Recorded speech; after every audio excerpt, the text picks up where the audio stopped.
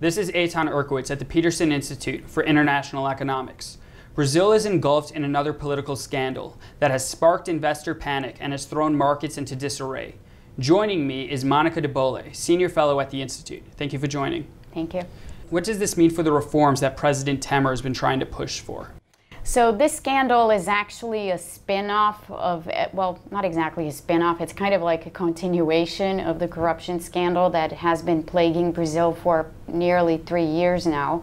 But this time, it's even bigger than we thought. So at first, let me just use a quick analogy here so that people understand this more clearly. At first, what seemed to be the big bombshell in terms of the whole scandal was Odebrecht, the construction company that was involved with Petrobras, the oil company, in this bribery scheme with politicians. They had their plea bargains. They revealed a lot of information on many politicians and their involvement specifically in all of this. And it seemed like the Odebrecht plea bargain was really the big deal. Now we have another follow-up to this saga that is coming out of JBS. JBS is the meat packer and meat producer, the world's largest actually meat packer, meat producer. It became that large during the PT government because it did receive a lot of money from state-owned bank BNDES. And that particular company has been, and they have huge US operations, they've been under investigation for a while. And to kind of think about this, I like to make an analogy with the 2008 financial crisis. So Odebrecht has been, for the Brazilian corruption network, what Lehman Brothers was in the 2008 financial crisis. JBS is AIG. So basically it engulfs the Odebrecht plea bargains and scandals and has revealed a lot more than the Odebrecht executives have. It has revealed in particular that President Temer has some kind of involvement in the whole corruption that's taking place in the country. And obviously, and this all came out last week, and has completely stalled the reform effort in Brazil as we speak. So what were the reforms that President Temer was trying to push for?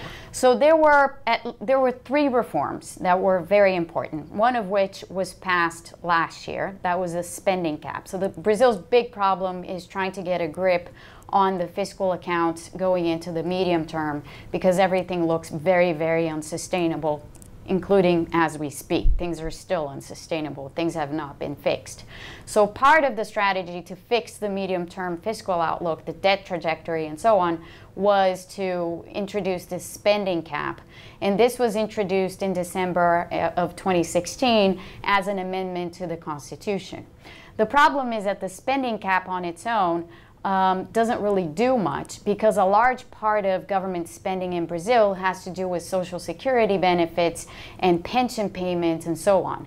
So the complementary reform to the spending cap was the social security reform. And this is the big one. This is the one that the Temer government has been trying to pass and was actually having some success in, despite it being a very unpopular reform, getting the appropriate level of congressional support in order to approve this reform.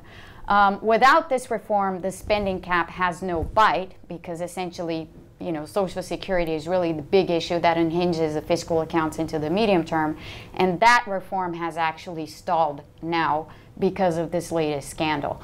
The other reform that doesn't have so much to do with the fiscal accounts, but nonetheless is needed to sort of unlock productivity in Brazil, is the labor reform. So Social Security and labor reform were the 2 reforms that were under discussion in the Brazilian Congress, and currently they've been frozen. So what are the economic implications of the scandal? Is Brazil headed for another recession? So it all depends on how the scandal actually unfolds. President Temer, at the end of last week, after the news broke out of, you know, his alleged involvement in wrongdoings, he came out very forcefully in 2 televised speeches, basically saying that he would not resign. A large part of the Brazilian media has actually called for his resignation.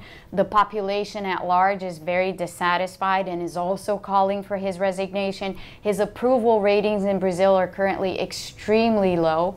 only at 7%, thereabouts. So he's really lost, with this, he's really lost a lot of support, and it seems like his governing base is crumbling at this moment. Some people have left the government, some parties have left the government, smaller parties, but you know, the whole situation is very fluid right now. So the sense is that, you know, he probably won't be able to remain as president, but so far he has resisted calls for his resignation, which has basically thrown Brazil into the kind of situation that it faced back in 2016 and 2016 when the whole Rousseff saga was ongoing and there was this huge political uncertainty. She had lost governability, but at the same time, she was refusing to resign. So the outlook here is very dependent on what's next. So if there's a swift removal of President Temer in some way or another, and there are a few avenues that can be pursued to remove him from office, presumably, one could think that the reform effort could still be salvaged to some extent, and that would obviously stabilize the economy. As of right now, because of his resistance and because of his show of resistance towards, you know, the possibility of resigning, markets have been reacting very badly. Today, the stock market is falling again. The exchange rate is devaluing quite massively. Future interest rates are also you know, the yield curves are widening. So there's a general sense that, you know, him staying in power is not a solution. He has got to go. So if President Temer does not finish his term in 2018, what are the next steps politically? Who takes over?